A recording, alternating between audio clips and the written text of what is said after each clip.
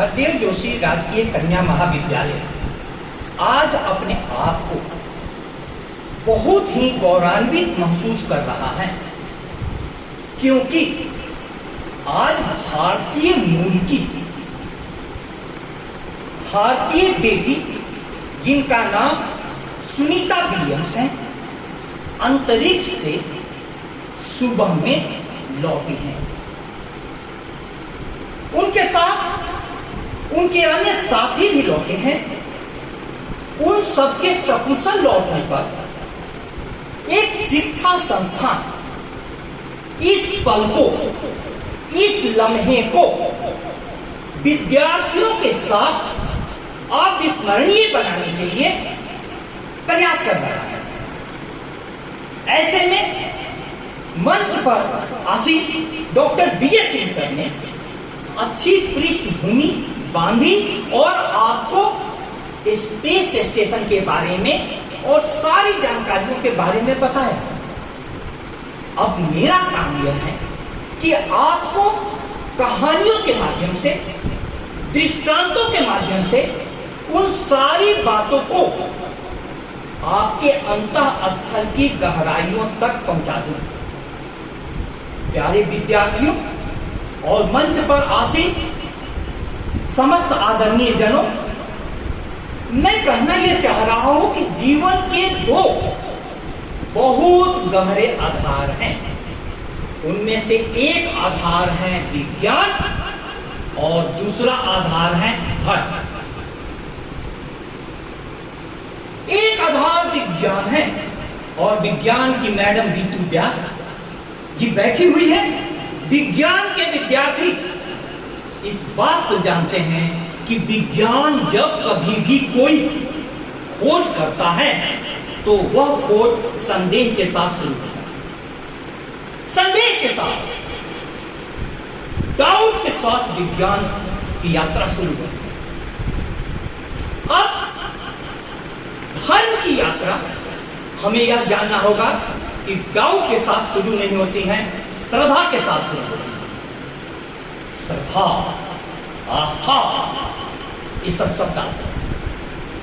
विज्ञान डाउट के साथ शुरू करता है और निरंतर आगे बढ़ता जाता है। विज्ञान कोई भी निष्कर्ष तक पहुंचता है तो उसके लिए प्रमाण देता है, जिसे प्रयोगशाला में कोई भी व्यक्ति जांच कर सकता है। और यह भी विज्ञान कहता है कि मैं जहां तक पहुंचा हूं, आज पहुंचा हूं, इसके आगे कोई नई शोध आएगी तो यह बात पुरानी पड़ जाएगी और यह बात असत्य सिद्ध हो जाएगी। अर्थात विज्ञान लगातार गतिमान है। लेकिन दूसरी तरफ धर्म के क्षेत्र में हम देखें तो धर्म में सदियों से जो आस्था का विषय है वो बदलता नहीं। आस्था का विषय बदलता नहीं और आस्था पर प्रश्न उठाने का मतलब है आप गलत रास्ते पर हैं। आस्था पर प्रश्न नहीं उठाया जा सकता। एक बार मैंने एक कविता लिखी थी, इसकी 2 लाइनें थी जो जीवन के मूलभूत आधार हैं। ध्यान में उनके चुप रहूं, मन मंदिर से तलकात भी हो, धरती भी बसी आंखों में रहे, आकाश से खुली बात भी हो। विज्ञान ने पदार्थ की खोज की, मैटर की खोज की और मैटर की खोज करते करते विज्ञान ने पूरे दुनिया को चमत्कृत कर दिया। आज विज्ञान हिंदू के लिए, मुस्लिम के लिए, सिख के लिए, ईसाई के लिए अलग अलग नहीं होता।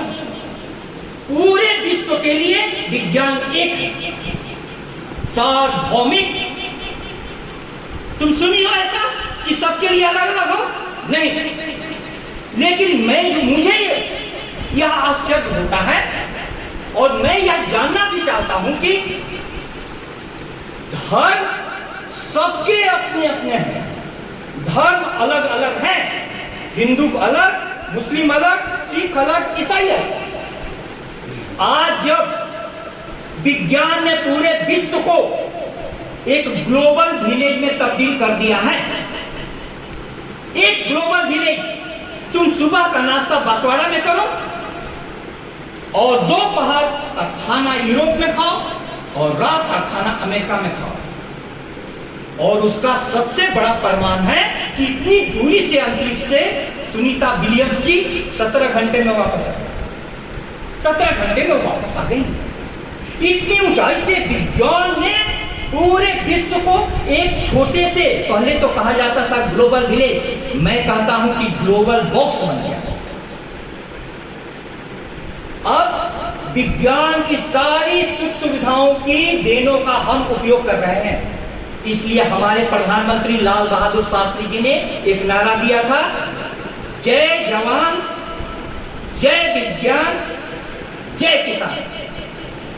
जय विज्ञान का नारा आगे उसमें जोड़ा गया था, जय जवान जय किसान के साथ जय विज्ञान। क्यों? विज्ञान की उपलब्धियों से पूरा विश्व आमूलचूल रूप से परिवर्तित हो गया।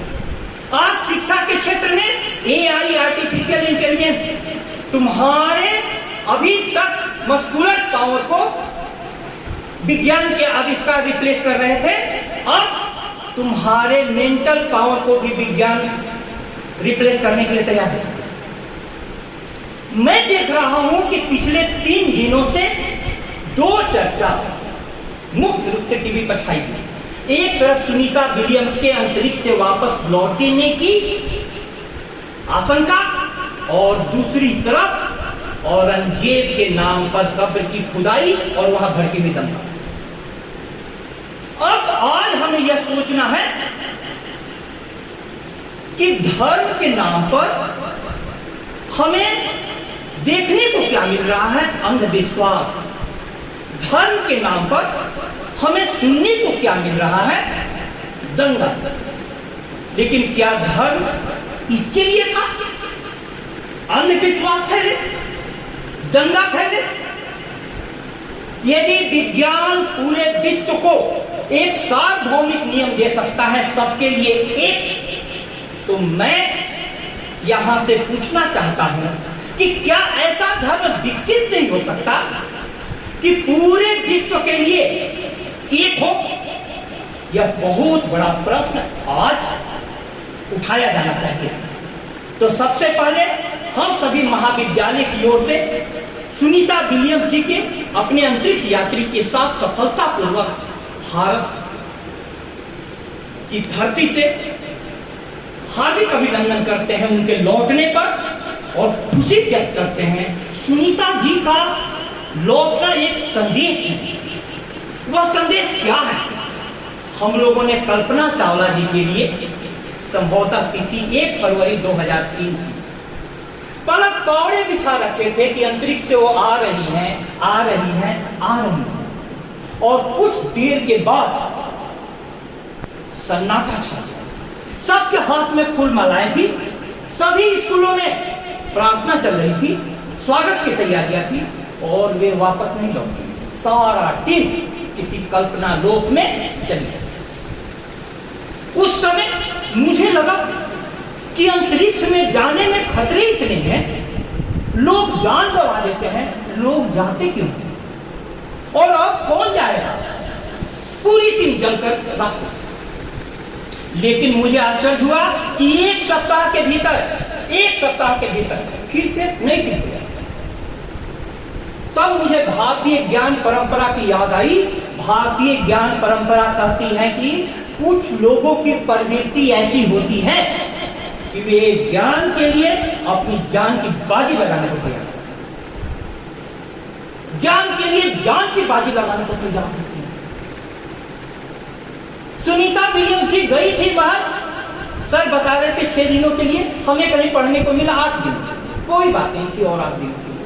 आप थोड़ा सोचो, 6 दिन और 8 दिन के लिए कहीं जाना हो, लेकिन आप 9 महीने के लिए वहीं पर कैद हो जाएं, और वो भी कोई भी अगल बगल में परिवार के लोग नहीं, संगी साथी नहीं, आप पर क्या गुजरेगा? लेकिन सुनीता विलियम्स जी की उपलब्धि 9 महीने में उन्होंने इतने रिसर्च किए हैं, स्पेस वॉक के रिकॉर्ड्स बनाए हैं, उन्होंने जगत को एक संदेश दिया। वह संदेश क्या है?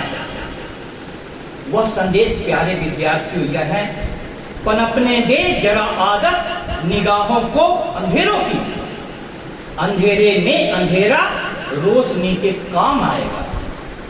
पलक पर और बढ़ने दे जरा सा इस समंदर को, तभी तो मोतियों का और ज्यादा दाम आएगा, तभी तो मोतियों का और ज्यादा दाम आएगा।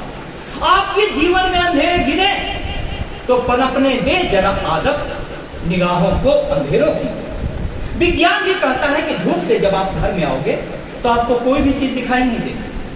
थोड़ी देर बैठो, शांति से धीमे धीमे जो चीजें दिखाई नहीं देती थी वो स्पष्ट होने लगती। अंधेरे में अंधेरा रोशनी के काम आएगा।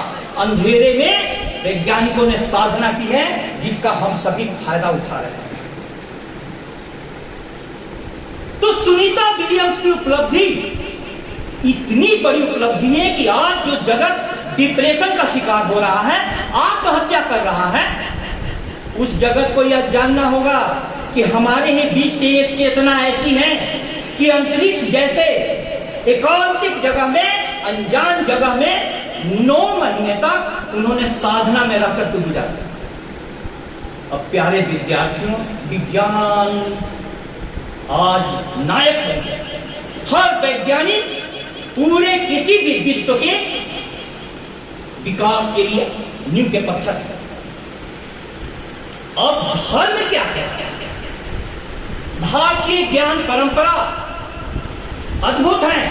उन्होंने विज्ञान को अविद्या के रूप में रखा है। अविद्या, विज्ञान अविद्या, और विद्या कौन? धर्म। विज्ञान को अविद्या क्यों कहा?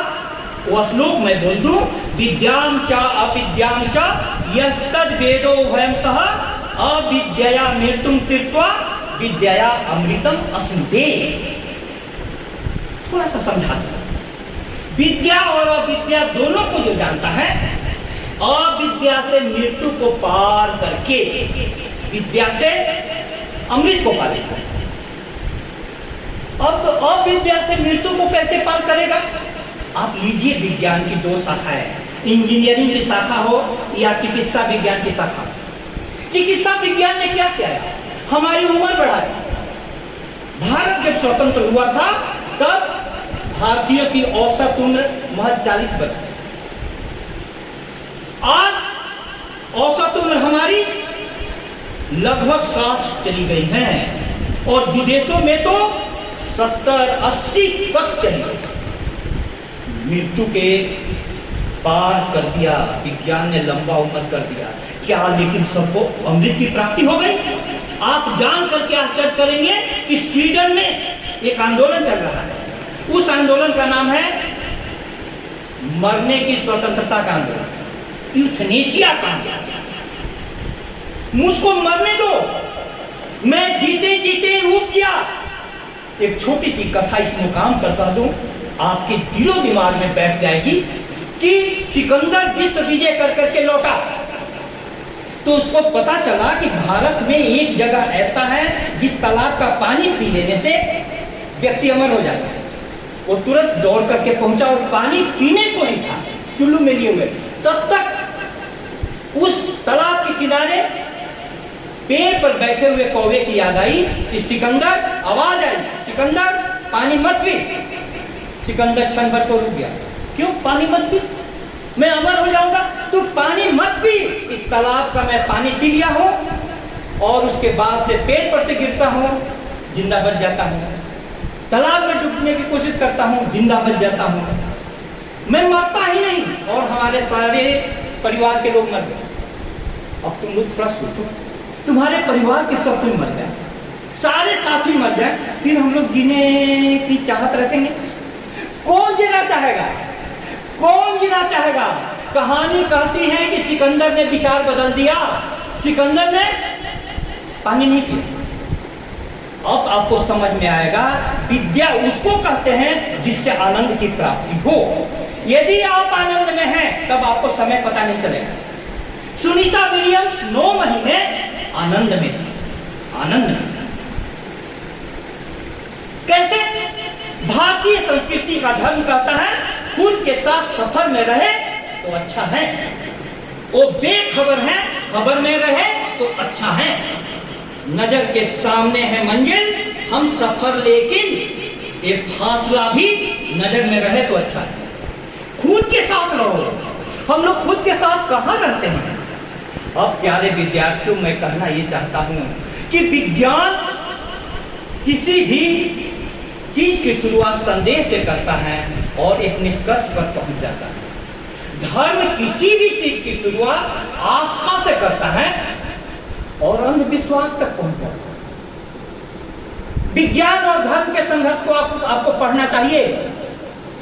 जब गैलीलियो ने कहा कि पृथ्वी नहीं केंद्र में सूर्य है, तो उसको उस समय का पोप ने बुलाया कि तुम अपने स्टेटमेंट बदल लो, क्योंकि बाइबल में लिखा हुआ है कि पृथ्वी केंद्र में है। हम लोग जहां रहते हैं वही केंद्र में होगा, तुम सूर्य को केंद्र में बता रहे हो। उसने कहा कि मैंने खोज की और पता चला कि सूर्य केंद्र में है, पृथ्वी तो उसके चारों तरफ चक्कर लगाती है। जानती हो, गैलीलियो को बुला कर करके कहा गया या तो माफी मांग लो और नहीं तो फांसी पर चढ़ने के लिए तैयार। एक विज्ञान और धर्म का संघर्ष। क्यों? पोप की नींवें क्यों हिल गई? इसलिए हिल गई कि बाइबल में कही हुई एक बात यदि गलत हो जाए तो पूरे बाइबल पर प्रश्न उठने शुरू हो जाएंगे, प्रश्न उठने शुरू हो जाएंगे। तो जानती हो उसके बाद उसने क्या कहा कि आप कहते हैं तो मैं माफी मांग लेता हूं, लेकिन आपके कहने से और मेरे माफी मांगने से तथ्य नहीं बदलते। यदि सूर्य केंद्र में है तो सूर्य केंद्र में है, बाद में विज्ञान सही साबित हुआ। अब देखो, मुझे यह कहना है कि विज्ञान की जो खोज है, खोज निरंतर आगे बढ़ते जाओ, खोजते जाओ। हमारी भारतीय ज्ञान परंपरा भी यही कहती है। भारतीय ज्ञान परंपरा का चरम निष्कर्ष है कि जीवन में चेतना ही चेतना है। महावीर तो यहां तक कहते थे कि पत्थर में और इंसान में कोई अंतर नहीं, दोनों में चेतना है। एक में चेतना सुप्तावस्था में है और दूसरा में चेतना जागृत अवस्था में है।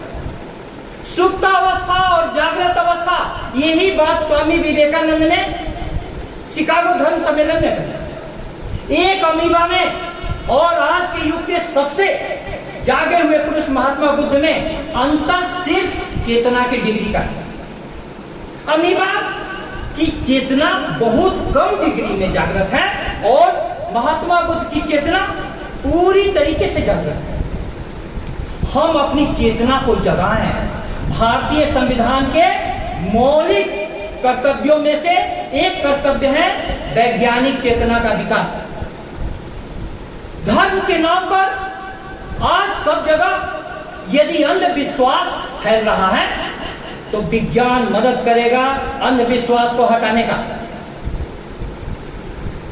और विज्ञान और धर्म में कोई विरोध नहीं है। कैसे विरोध नहीं है, मैं उसका उदाहरण दूं। स्वामी विवेकानंद, उनके पूर्व नाम नरेंद्रनाथ दत्त, विश्वविद्यालय के टॉपर थे और विश्वविद्यालय का वह टॉपर किनके पास जाता था? रामकृष्ण परमहंस के पास, जिन्होंने स्कूली शिक्षा भी पूरी नहीं की थी। अब सोचो, विश्वविद्यालय का टॉपर, तर्क का पराकाष्ठा वाला व्यक्तित्व रामकृष्ण परमहंस के चरणों में जाकर क्यों सर झुका देता था? उसका छोटा सा उदाहरण दूं। उस समय एक व्यक्ति थे केशव चंद्र सेन। जब वे इंग्लैंड में बोलते थे तो पूरे पत्र पत्रिकाओं में लिखा आता था कि ऐसा बोलने वाला इंग्लिश ब्रिटेन में ही नहीं। केशव चंद्र सेन एक बार आए रामकृष्ण परमहंस के साथ शास्त्रार्थ करने। आप बोलते हैं कि काली मां है, भगवान है, हम में और आप में शास्त्रार्थ हो जाए। शास्त्रार्थ शुरू हुआ। केशव चंद्र सेन ने तर्क दिया कि कहां है भगवान, दिखाइए। उस तर्क पर उन्होंने चुप्पी साधी। लेकिन जब भी वे तर्क देते, रामकृष्ण परमहंस उठ कर करके केशव चंद्र सेन को गले लगा देते। अंत में बोले कि आप तो तर्क दे ही नहीं रहे, आप तो हार गए। बोले कि मेरे को तर्क क्या देना है, तेरी जैसी अद्भुत प्रतिभा इस पृथ्वी पर है, भगवान का होने का इससे बड़ा प्रमाण और क्या है। इतनी बड़ी प्रतिभा क्या किसी भगवान के बिना पैदा हो सकती है? आप सोचो, सुनीता विलियम्स किसी भी क्षेत्र में जो ऊंचाई को गए हुए हैं, वैसी प्रतिभा बिना परमात्मा के पैदा हो सकती है? परमात्मा है। अब आगे की मैं बात बताऊं, जब कभी भी रामकृष्ण परमहंस के सामने में कोई सिर्फ राम राम नाम ले लेता था, वहीं पर समाधि में लग जाता और समाधि में वे 6-6 दिनों तक रहते थे। उस समाधि की अवस्था में उन्होंने कहा कि केशव चंद्र सेन में ज्ञान का दीप उदीयमान हुआ है, इस नरेंद्र नाथ दत्त में ज्ञान का सूर्य विद्यमान है। ये अनपढ़ व्यक्ति कैसे देख लिया कि कल विवेकानंद पूरे विश्व पर छाने वाले हैं? प्यारे विद्यार्थियों, मैं अपनी वाणी को विराम दूं यह कहते हुए फिर एक छोटी कहानी लाऊं ताकि आपकी जेहन में पहुंच जाए। एक अंधा और लंगड़े की कहानी आती है। लंगड़ा चल नहीं सकता लेकिन देख सकता है, अंधा देख नहीं सकता लेकिन चल सकता है। जिसको देखने की शक्ति है वो धर्म के पास है, धर्म धर्म धर्म। और जिसको चलने की शक्ति है विज्ञान के पास। विज्ञान ने गति दे दी, हर क्षेत्र में गति दे दी, इतनी गति दे दी कि अब तो रोड एक्सीडेंट में इतने लोग मारे जा रहे हैं जितना पूरे विश्व युद्धों में भी नहीं मारे गए। पूरे विश्व युद्धों में भी उतने लोग नहीं मारे जा रहे हैं जितना रोड एक्सीडेंट में लोग मारे जा रहे हैं। गति का करोगे क्या? अरे पहुंचना कहां है? मंजिल मंजिल करती दुनिया, मंजिल है कोई शय नहीं, जिसको देखा चलते देखा, पहुंचा तो कोई है नहीं। विज्ञान ने क्या बनाया? Atom bomb, atom bomb. लेकिन उसका उपयोग राजनीतिज्ञों ने क्या किया? हिरोशिमा नागासाकी पर एक क्षण में लाखों लोग मर गए।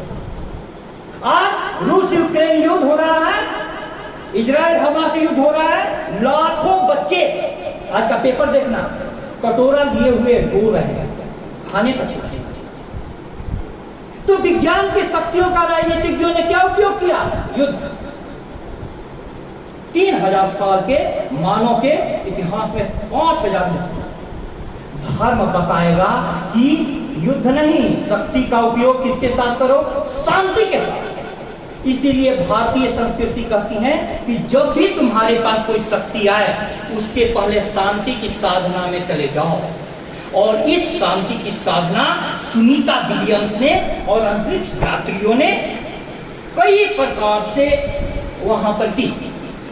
भारतीय संस्कृति का वो मंत्र है, ओम द्यो शांतिर अंतरिक्षम शांति पृथ्वी शांतिर आपः शांति औषधयः शांतिर वनस्पतयः शांति विश्वे देवा शांति ब्रह्म शांति सर्वं शांति शांतिरेव शांति सामे शांतिरेधि।